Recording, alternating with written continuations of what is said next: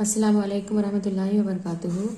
हम लोगों ने 12th क्लास का इन्हांसमेंट इन फूड प्रोडक्शन ये चैप्टर स्टार्ट किया है, जिसके अंदर हम फर्स्ट पार्ट और सेकंड पार्ट में जो बिट देख चुके हैं एक मरतबा देखेंगे। माइक्रोब्स इन ह्यूमन वेलफेयर में माइक्रोब्स फूड प्रिपरेशन के लिए कौन से ज़रूरी होते हैं, उसी तरीके से इडली, डोसा, ढोकला बनाने के लिए भी कौन से माइक्रोब्स का इस्तेमाल होता है, ये जो है यहाँ पर आप लोगों को बताया गया है। इसके बाद हम लोगों ने microbes as a source of food देखा है। उसके बाद डेयरी प्रोडक्ट्स के अंदर माइक्रोब्स का इस्तेमाल होता है, ये देख चुके हैं हम। उसके बाद जो है वो योगर्ट है, बटर मिल्क है, चीज़ है, उसका भी देख चुके हैं। इंडस्ट्रियल प्रोडक्शन में भी हम देख चुके हैं। फर्मेंटर के हम डायग्राम भी जो है वो देख चुके हैं। ये वाला फर्मेंटर था ट्यूबुलर टावर फर्मेंटर। उसके बाद प्रोडक्शन ऑफ ऑर्गेनिक एसिड में ऑर्गेनिक एसिड के भी नाम और उनके माइक्रोब्स देख चुके हैं। इसके बाद प्रोडक्शन ऑफ विटामिन्स देख चुके हैं। विटामिन्स के टाइप B2, B12 और विटामिन सी, इनके सोर्सेस हम देख चुके हैं। इसके बाद हमने एंटीबायोटिक्स देख लिया है। एंटीबायोटिक्स यानी कि ज़िद हयाती है, ये चार्ट भी हम लोग देख चुके हैं।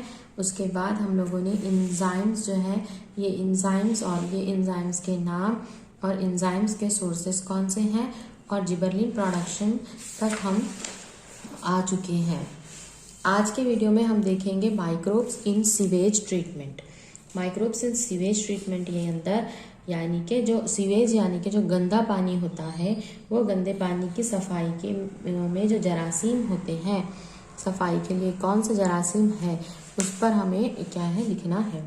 Sewage is a matter carried out in a drainage. It is municipal waste containing human excreta, household waste, dissolved organic matter and even pathogenic microbes.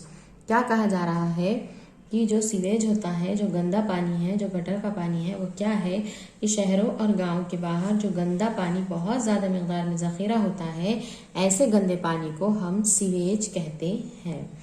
गंदे पानी में अब कौन कौन सी चीज़ें शामिल रहेंगी, तो ऑब्वियसली नामियाती मादे रहेंगे, घरेलू फुजले हैं, इंसानी फुजले हैं और जरासीम भी काफ़ी मकदार में होंगे। अब यहाँ पर आप लोगों को रहेगा कि कौन से पैथोजेनिक माइक्रोब्स, कौन से जरासीम हैं। यहाँ देखिए मैं हाईलाइट कर लेती हूँ। यहाँ पर रहेगा बैक्टीरिया है, वायरसेस है, प्रोटोजोन्स है, नेमाटोड है एंड माइक्रोफंगाई है। तो ये वाले जो है वो पैथोजेनिक माइक्रोब्स है, बीमारी फैलाने वाले माइक्रोब्स आप लोगों को यहाँ पर नज़र आ रहे हैं। उसी तरीके से हॉस्पिटल का वेस्ट होता है, स्लॉटर हाउस वेस्ट होता है, एनिमल डंग होता है, यानी कि जितनी भी गंदगी गलाजत है, जरासीम पैदा करने वाले पूरे पैथोजेंस यहाँ पर मौजूद होते हैं। इंडस्ट्रीज़ का वेस्ट होगा जिसके अंदर toxic, dissolved organic and inorganic chemicals जो फैक्ट्रीज से, इंडस्ट्रीज से निकलेंगे। टैनरी है।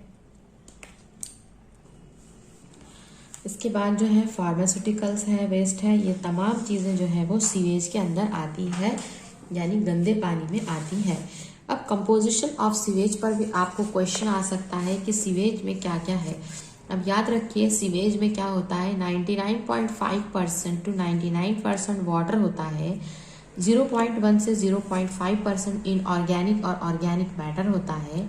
उसी तरीके से हर जगह का जो सीवेज रहेगा, जो गंदा पानी रहेगा, वो क्या रहेगा, अलग अलग रहेगा। ये डिपेंड करेगा अलग अलग इंडस्ट्री पे। अगर टेक्सटाइल है, कपड़े की इंडस्ट्री में अलग वेस्ट रहेगा, केमिकल इंडस्ट्री में अलग रहेगा, फार्मास्यूटिकल है, डेयरी है, कैनिंग है, ब्रीविंग है, मीट पैकिंग है, टैंडरी है, ऑयल रिफाइनरीज है, मीट इंडस्ट्री है। तो हर एक इंडस्ट्रीज का अपना अपना गटर का पानी यानी गंदा पानी अलग होगा। याद रखें अप्रॉक्सीमेटली 99.95 to 99.9% वाटर होता है और 0.1 से 0.5% इनऑर्गेनिक एंड ऑर्गेनिक मैटर होते हैं। इसके बाद है micro organisms in sewage. Micro organisms यानी कि कौन से खुर्दबीनी जानदार होते हैं। अभी इससे पहले मैंने आप लोगों को हाईलाइट करके बताया था, ये पैथोजेनिक माइक्रोब्स रहते, बैक्टीरिया है, वायरसेस है, प्रोटोजोन्स है, नेमाटोड्स है एंड माइक्रोफंगाई है। अब यहाँ पर फिर से वही बताया गया है कौन कौन से होते हैं। बैक्टीरिया है, वायरसेस है, fungi, protozoan, nematode, algae etcetera, ये सब गंदे पानी में मौजूद होते हैं। इनका नंबर, इनका टाइप जो है वो फ्लक्चुएट होगा यानी कि चेंज होगा depending upon the sewage composition and source of sewage. अलग अलग जगह का गंदा पानी अलग अलग होता है, इसलिए ये जो माइक्रो ऑर्गेनिज्म है, जो खुर्दबीनी जानदार है, वो भी अलग अलग होंगे। इसके अंदर मिलियंस ऑफ बैक्टीरिया पर ml। याद रखें कि सीवेज के अंदर रॉ सीवेज जो होता है वो सीवेज के अंदर कितने होंगे, 1 ml में, पर ml यानी 1 ml में मिलियंस की तादाद में होंगे। तो उनके अंदर कौन से बताए जा रहे हैं बैक्टीरिया के नाम याद रखें, coliforms, faecal streptococci, anaerobic spore forming bacilli and other originating type from the intestinal tract of humans। Bacteria के नाम आपको आ सकते हैं, कौन कौन सा बैक्टीरिया पाए जाएंगे। मिलियंस की तादाद में बैक्टीरिया होते हैं 1 ml में। इसके अंदर है कॉलीफॉर्म्स, फेकल streptococci, anaerobic spore forming bacilli और and other type of originating in the intestinal tract of human. यानी इंसान के इंटेस्टिनल ट्रैक्ट के अंदर जो है अलग अलग टाइप के क्या होते हैं, बैक्टीरिया होते हैं, वो भी ये गंदे पानी में रहेंगे क्योंकि फुजले के पानी के साथ ये आ गए हैं। Before waste water is made available for human use, it has to be treated properly so as to remove organic matter, inorganic salt and pathogens as well. यानी कि ये जो गंदा पानी है ये जरासीम गंदे पानी से नामियाती मादों को हटाते हैं और इसे पीने के काबिल क्या है बनाते हैं। तो यहाँ पर सीवेज ट्रीटमेंट के प्रोसेसेस हम लोगों को दिए गए हैं। तो सीवेज ट्रीटमेंट प्रोसेस इंक्लूड, कितने प्रोसेस दिए गए हैं देखिए, पिछले सिलेबस में बस 3 प्रोसेस दिए गए थे, अब के सिलेबस को आपको 4 टाइप्स यहाँ पे दिए गए हैं। तो जो गंदा पानी है इसको साफ करने के कितने स्टेप्स हैं, 4 स्टेप्स हैं, 4 स्टेप्स हैं। पहले स्टेप का नाम होगा प्रिलिमिनरी ट्रीटमेंट, दूसरे का नाम होगा प्राइमरी ट्रीटमेंट जिसे को फिजिकल ट्रीटमेंट कहेंगे, तीसरा होगा सेकेंडरी ट्रीटमेंट जिसे बायोलॉजिकल ट्रीटमेंट कहेंगे और चौथा होगा टर्शरी ट्रीटमेंट। आपको सीरीज में पूछा जा सकता है, पहला क्या होगा प्रिलिमिनरी ट्रीटमेंट, फिर उसके बाद प्राइमरी ट्रीटमेंट, सेकेंडरी ट्रीटमेंट और tertiary treatment. Primary, secondary, tertiary तो आपको मालूम है, इस यानी कि प्राइमरी को इब्तिदाई बोलते हैं, सेकेंडरी को सानवी कहते हैं और टर्शरी को सलासी तरीक़ा यहाँ कहेंगे। इससे पहले एक तरीक़ा जो है वो ऐड हुआ है और वो तरीक़े का नाम है प्रिलिमिनरी ट्रीटमेंट। प्रिलिमिनरी ट्रीटमेंट के अंदर भी 2 तरीक़े दिए गए हैं, पहला है स्क्रीनिंग और दूसरा है ग्रिट चैम्बर। पहला है स्क्रीनिंग, दूसरा है ग्रिट चैम्बर। स्क्रीनिंग में क्या करेंगे, sewage and waste water contain plenty of suspended floating material, coarse and solid particle along with dissolved substances. The suspended objects are filtered and removed. This is done in screening chamber। एक screening chamber होता है जिसके अंदर जो है बहुत सा waste water जो है वो डाल दिया जाता है और जो चीज़ें जो है ऊपर तैरेंगी, फ्लोट होंगी, जो सॉलिड पार्टिकल्स रहेंगे वो क्या हो जाएंगे, डिजॉल्व सब्सटेंसेस के साथ हमें नीचे बैठ जाएंगे और बाकी की जो चीज़ें हैं वो क्या होंगी, पानी पर तैरते रहेंगी। This is done in screening chamber. The sewage is pass through the screen और नेट इन द चैम्बर। अब जैसा कि आपको पता है, अगर हम पानी से गंदगी साफ करने के लिए हम क्या करते हैं, छन्नी का इस्तेमाल करते हैं, है ना, नेट का इस्तेमाल करते हैं। तो जो भी ऑब्जेक्ट रहेंगे, लार्जर सस्पेंडेड और floating object are held back in the screening chamber, तो वो स्क्रीनिंग चैम्बर में आ जाएंगे। This have to be remove before the biological treatment. Biological treatment से पहले ही इसे हम रिमूव कर देते हैं। उसके बाद दूसरा मेथड है प्रिलिमिनरी ट्रीटमेंट में ग्रिट चैम्बर। जैसे ही स्क्रीनिंग हो गई है, स्क्रीनिंग के बाद जो फिल्टर्ड सीवेज रहेगा इसे हम जो है वो ग्रिट चैम्बर्स में डालेंगे।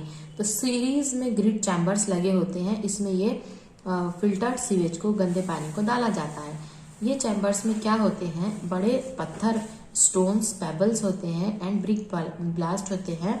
Coarse particle settle down by gravity, जो वजनी चीजें रहेंगी वो क्या होंगी, ग्रेविटी के असर से जो है वो नीचे बैठ जाएंगी और इस तरीके से पार्टिकुलेट मैटर जो है रिमूव हो जाएंगे। अब उसके बाद जो सेकेंड ट्रीटमेंट है इसे हम प्राइमरी ट्रीटमेंट यानी फिजिकल ट्रीटमेंट कहते हैं। इब्तिदाई तरीका है फिजिकल ट्रीटमेंट यानी तबई अमल है, ये भी क्वेश्चन आपको आएगा। प्राइमरी ट्रीटमेंट का दूसरा नाम क्या है, फिजिकल ट्रीटमेंट। अब यहाँ पर पहला प्रिलिमिनरी ट्रीटमेंट हो गया, इसके बाद प्राइमरी सेडिमेंटेशन टैंक में डाला जाता है। क्या में डाला जाता है, प्राइमरी सेडिमेंटेशन टैंक में डाला जाता है। The sedimentation of suspended solid or organic matter occur in this tank। अब क्या होता है कि जो बड़े जो जर्रे हैं, जो वजनी जर्रात हैं, वो क्या होंगे, सेडिमेंटेशन के प्रोसेस में जाएंगे। सेडिमेंटेशन यानी तल नशीनी, जो नीचे तल में क्या हो जाएंगे, बैठ जाएंगे। कितने परसेंट सॉलिड है, 50 to 70% of the solid settle down. This is reduction of about 30 to 40 in number of coliform organism. 50 से 70% नीचे बैठ जाएगा और इससे 30 से 40% कॉलीफॉर्म ऑर्गेनिज्म जो है वो कम हो जाते हैं। The organic matter which is settle down, जो नीचे बैठ जाएगा, इसे प्राइमरी स्लज कहते हैं। बहुत इंपॉर्टेंट पॉइंट है। वो ऑर्गेनिक मैटर जो क्या हो जाता है, नीचे बैठ जाता है, इसे प्राइमरी स्लज कहते हैं। जो नीचे बैठ जाता है इसे प्राइमरी स्लज कहते हैं, जिसे हम मैकेनिकल डिवाइसेस है, बड़ी बड़ी मशीनों के जरिए निकाल देते हैं। और जो ऊपर का जो पानी रहेगा, द सुपरनेटेंट, जिसे इफ्लुएंट कहेंगे, वो क्या रहेगा, large amount of organic matter इसके अंदर रहेंगे और बहुत सारे माइक्रो ऑर्गेनिज्म भी रहेंगे, which can be remove by the secondary treatment. देखिए ये समझ आ गया। पहले क्या है, गंदा पानी है, वो गंदे पानी को क्या करें, प्रिलिमिनरी ट्रीटमेंट किया। प्रिलिमिनरी ट्रीटमेंट के अंदर स्क्रीनिंग किए। स्क्रीनिंग के अंदर जो सॉलिड थे, जो बड़े बड़े वेस्ट थे, जो फ्लोटिंग थे, वो सब निकाल दिया।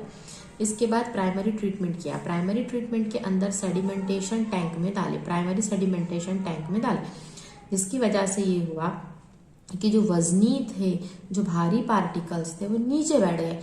जो नीचे बैठ गए इसे हम प्राइमरी स्लज कहेंगे, और जो बाकी का ऊपर का जो पानी रहेगा इसे हम इफ्लुएंट कहेंगे। क्या कहेंगे हम, इसे इफ्लुएंट कहेंगे।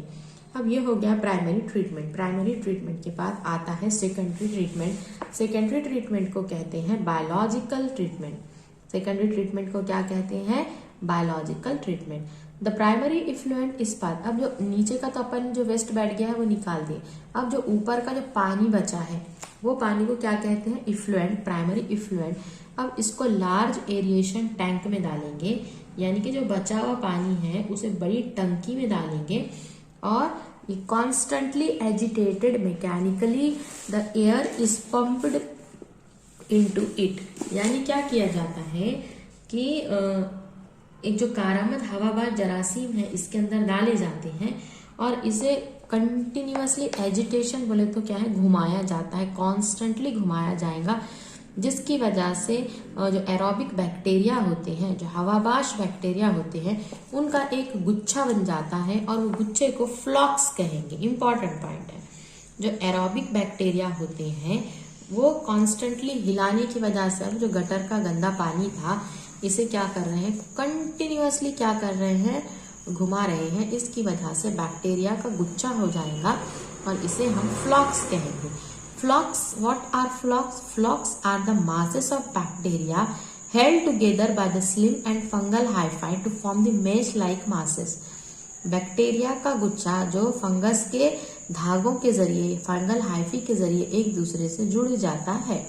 These aerobic microbes consume the major part of organic matter present in the effluent.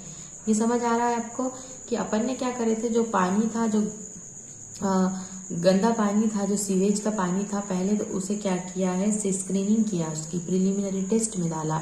उसके बाद प्राइमरी ट्रीटमेंट किया। प्राइमरी ट्रीटमेंट में जो वेस्ट था वो नीचे बैठ गया, और अब जो गंदा काला पानी है इसे हमने क्या किया है, सेकेंडरी ट्रीटमेंट में एक बड़ी टांकी में डाल के क्या कर दिया, इसे गोल गोल गोल घुमा रहे हैं, जिसकी वजह से क्या होगा, बैक्टीरिया जो है वो गुच्छा बन जाएंगे, और गुच्छे वाले बैक्टीरिया को क्या कहेंगे, फ्लॉक्स कहेंगे।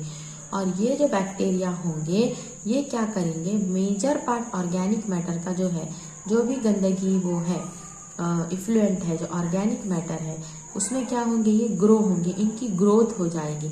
अब ये एरोबिक है, देखिए अब एरोबिक बैक्टीरिया यानी कि हवाबाश, इनको ऑक्सीजन की जरूरत रहेगी, तो ये क्या, इसकी वजह से क्या होगा, बायोलॉजिकल ऑक्सीजन डिमांड जो है वो क्या हो जाएंगी, रिड्यूस्ड हो जाएंगी। क्वेश्चन आपको आता है, व्हाट इज BOD?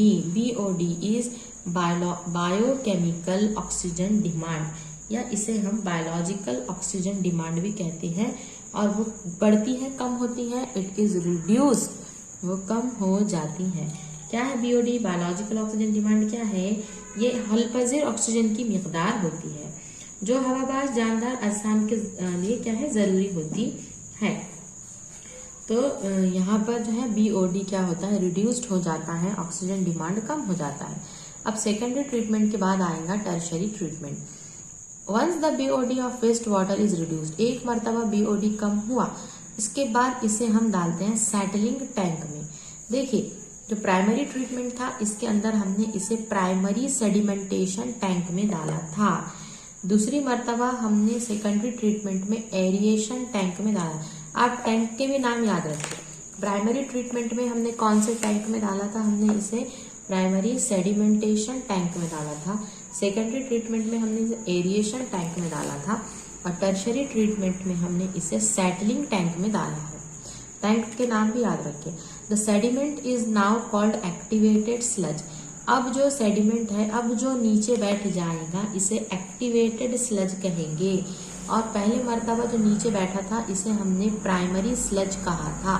अब जो नीचे बैठा है टर्शरी ट्रीटमेंट में इसे एक्टिवेटेड स्लज कहेंगे। Small part of this is passed back into aeration tank. कुछ हिस्सा इसका एरिएशन टैंक में डाला जाता है और बड़ा सा पार्ट इसे हम एनएरोबिक स्लज डाइजेस्टर में डालते हैं। कहाँ डालते हैं हम इसे? एनएरोबिक स्लज डाइजेस्टर में डालते हैं। In this tank anaerobic bacteria grow and digest the bacteria and fungi in the sludge. During this anaerobic digestion, gases such as, अब कौन कौन सी गैसेस है देखिए यहाँ पर बताया जा रहा है कौन सी गैसेस बनती है। तो यहाँ पर देखिए मीथेन गैस, हाइड्रोजन सल्फाइड और कार्बन डाइऑक्साइड बनती है। क्वेश्चन आएगा एनएरोबिक डाइजेशन में कौन सी गैसेस बनती है? तो बनती है मीथेन, हाइड्रोजन सल्फाइड, CO2 बनती है। Effluent from these plants digester after chlorination are released in natural water bodies. उसके बाद ये जो गंदा पानी था वो उसका क्लोरीनेशन किया जाएगा और फिर उसे नदियों में और तालाबों में छोड़ दिया जाएगा। क्लोरीनेशन की वजह से पैथोजेनिक बैक्टीरिया मर जाते हैं और स्लज इस तरीके से डिस्पोज हो जाता है। अब ये वाला डायग्राम भी बहुत इंपॉर्टेंट है। देखिए अभी अपन ने जितना पढ़े ये डायग्राम वही रिप्रेजेंट कर रहा है, तो ये एग्जाम पॉइंट ऑफ व्यू से इम्पॉर्टेंट है। आपको ऐसे बॉक्स भी बन के आ सकते हैं और आपको लेबलिंग करना है। देखिए पहले वेस्ट वाटर आया, इसकी हमने स्क्रीनिंग की। स्क्रीनिंग के मैंने आपको दो तरीके, जो प्रिलिमिनरी टेस्ट है इसके दो तरीके बताए। एक था स्क्रीनिंग और दूसरा था ग्रिड सेटिंग। ये प्रिलिमिनरी ट्रीटमेंट है जो हैवी सॉलिड को निकाल दिया। पहला स्क्रीनिंग, दूसरा है ग्रिड सेटिंग। उसके बाद जो है हमने प्राइमरी ट्रीटमेंट किया। प्राइमरी के बाद हमने किया है सेकेंडरी ट्रीटमेंट। सेकेंडरी ट्रीटमेंट के बाद हमने किया है टर्शरी ट्रीटमेंट। तो देखिए प्राइमरी ट्रीटमेंट में सस्पेंडेड सॉलिड पार्टिकल नीचे आ गए हैं, वो सेटल डाउन हो गए हैं। फिर सेकेंडरी ट्रीटमेंट में हमने कौन सा टैंक लिया था? हमने एरिएशन टैंक लिया था। उसके बाद वहाँ पे एरोबिक बैक्टीरिया ने क्या किया, जो है BOD को कम कर दिया। फिर यहाँ से टर्शरी ट्रीटमेंट किया। टर्शरी ट्रीटमेंट का जो इफ्लुएंट है इसे वाटर रिसाइकल हुआ है। एरोबिक टैंक से हमने एनएरोबिक जो है बायोरिएक्टर डाइजेस्टर का इस्तेमाल किया है और इस तरीके से स्लज जो है यहाँ डिस्पोज हुआ है। तो ये वाली डायग्राम भी बहुत इंपॉर्टेंट है, बार बार ये डायग्राम की आप लोग प्रैक्टिस कीजिए। डायग्रामेटिक रिप्रेजेंटेशन है ये वेस्ट वाटर ट्रीटमेंट का। इसके बाद जो नेक्स्ट बिट आप लोगों को दिया गया है ये है microbes in energy generation. Microbes कौन से माइक्रोब्स एनर्जी जनरेट करने में, तवानाई पैदा करने में इस्तेमाल होते हैं। Many developing countries are encouraging for installation of the biogas plant to meet out the requirement of energy.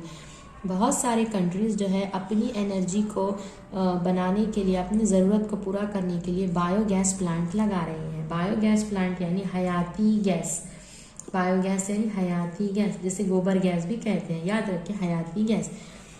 तो बायोगैस जो है डोमेस्टिक यूज में भी है और इंडस्ट्रियल फ्यूल के तौर पे भी इस्तेमाल होती है। ये एक नॉन कन्वेंशनल यानी कि गैर रस्मी and renewable source of energy. Renewable यानी जिसे हम दोबारा हासिल कर सकते हैं और इसके अंदर हम माइक्रोबियल फर्मेंटेशन के जरिए ये बायोगैस बनाते हैं। अब यहाँ पर बायोगैस प्रोडक्शन में देखिए बायोगैस क्या है। Biogas is a mixture of, biogas के कंटेंट आपको पूछे जाते हैं बायोगैस में क्या क्या है। तो biogas is a mixture of methane 50 to 60%, CO2 carbon dioxide 30 to 40, H2S hydrogen sulphide 0 से 3% और other gases CO, N2, H2 और दूसरे ट्रेसेस भी मौजूद होते हैं। एंड ये हाईली इन्फ्लेमेबल है। बायोगैस बहुत ही जल्द आग पकड़ लेती है और ये सोर्स ऑफ एनर्जी भी है। तो यहाँ पर आप बायोगैस बनाना है, गोबर गैस, हयाती गैस बनाना है तो क्या क्या इस्तेमाल करते हैं? Plant waste, animal waste, domestic waste, agricultural waste, municipal waste, forestry waste are commonly used for biogas production. Cattle dung यानी कि जानवरों का गोबर जो है ये मोस्ट कॉमनली हम इस्तेमाल करते हैं, जिसके अंदर ज़्यादा मिकदार में सेल्यूलोज होता है। अब आपको पता है कि सेल्यूलोज प्लांट से हासिल करते हैं क्योंकि जो एनिमल्स होते हैं वो चारा खाते हैं और उसके अंदर क्या मौजूद है? सेल्यूलोज मौजूद है। तो एक क्वेश्चन आ सकता है कि कैटल डंग के अंदर क्या रिच सोर्स का क्या मौजूद है? सेल्यूलोज मौजूद है। अब बायोगैस प्रोडक्शन कैसे होगा, इसे हम कैसे बनाएंगे, तो इसके बारे में हम देख लेते हैं। Most commonly used model of biogas plant are KVIC and IARI। तो दो जो यहाँ पर आप लोगों को मॉडल्स बताए गए हैं, मोस्ट कॉमन जो मॉडल्स यहाँ पे दिए गए हैं वो है KVIC and IARI। The digester use for biogas production is called biogas plant. जो डाइजेस्टर यूज होता है, जो टंकी यूज होती है, इस टंकी को हम क्या कहते हैं? बायोगैस प्लांट कहते हैं। Typical biogas plant using cattle dung as a raw material consist of digester and gas holder. अब देखिए यहाँ पे आप लोगों को नजर आ रहा है कि इस तरीके से ये डाइजेस्टर होता है। एक्चुअल में किसान क्या करते हैं कि खेत के अंदर इस तरीके से एक गड्ढा करते हैं और ऐसा हाउस बनाते हैं और इसको पूरे ईंट वगैरह लगा के पूरा प्लास्टर वगैरह करके इसको अंदर से पूरा चिकना कर लेते हैं। ये है डाइजेस्टर। और इस तरीके से यहाँ पे दो हाउस बनाए जाते हैं। एक रहता डंग वाटर चार्ज पिट, यहाँ से क्या किया जाता है? यहाँ से पूरा डाला जाता है, यानी गोबर है, कचरा है, पानी है, सब यहाँ से गंदगी डाली जाती है। यहाँ पर क्या होगा? डाइजेस्टर में गैस वगैरह बनेगी और इस तरीके से पाइपलाइन होती है। और यहाँ पर जो है दूसरा जो रहता है वो स्लज, यानी जो वेस्ट यहाँ पर बैठ जाएगा वो वेस्ट को हम खाद के तौर पे क्या करते हैं? इस्तेमाल करते हैं। इस तरीके से होता है। A typical biogas plant using cattle dung as a raw material consist of digester। Digester यहाँ पे आपको नजर आ रहा है, डाइजेस्टर होता है और जो है गैस होल्डर होता है। डाइजेस्टर जो है वो कंक्रीट ब्रिक से, सीमेंट से और स्टील से बना होता है। याद रखें, जो डाइजेस्टर होता है वो डाइजेस्टर के लिए क्या इस्तेमाल करते हैं? कंक्रीट के ब्रिक्स यानी ईंटें हैं, सीमेंट है और स्टील का भी क्या है? इस्तेमाल किया जाता है। सिलेंड्रिकल गैस होल्डर होता है, गैस टैंक होता है जो गैस को कलेक्ट करता है। Digester has a side opening charge pit into which a raw material as cow dung is fed. और फिर यहाँ से क्या डाला जाता है? जैसे कि डायग्राम में आपको नजर आ रहा है, यहाँ से काउ डंग यानी कि गोबर को डाला जाता है। The digester is partly buried in the soil. और ये जो डाइजेस्टर होता है ये जमीन के अंदर दफन होता है। अब anaerobic digestion involve the 3 processes. अब इसके कितने प्रोसेस हैं? अब याद रखें, प्रोडक्शन ऑफ बायोगैस ये एनएरोबिक प्रोसेस है। एनएरोबिक यानी गैर हवाबाश, गैर हवाबाश, हाजिमा या आबपाशीदगी। तो इसके 3 स्टेप्स हैं। पहले को कहेंगे आप हाइड्रोलिसिस या सॉल्युबलाइजेशन। पहले स्टेप को कहेंगे हाइड्रोलिसिस या सॉल्युबलाइजेशन, दूसरे को हम कहेंगे एसिडोजेनेसिस और तीसरे को हम कहेंगे मिथेनोजेनेसिस। 3 स्टेप आपको याद रखना है। पहले बनाने का पहला तरीका ये है हाइड्रोलिसिस और सॉल्युबलाइजेशन, दूसरा तरीका है इसे हम एसिडोजेनेसिस कहेंगे और तीसरे तरीके को हम मिथेनोजेनेसिस कहेंगे। अब हाइड्रोलिसिस में क्या होता है? In initial stage raw material cattle Dang is mixed, यानी कि जो कैटल डंग होता है, जो गोबर होता है, ये डाला जाता है। इसके साथ पानी भी डाला जाता है, यानी कि जितनी क्वांटिटी में डंग डालेंगे उतनी ही क्वांटिटी में पानी भी डाला जाएगा। Which is then fed into digester. ये डाइजेस्टर में डाल दिया है।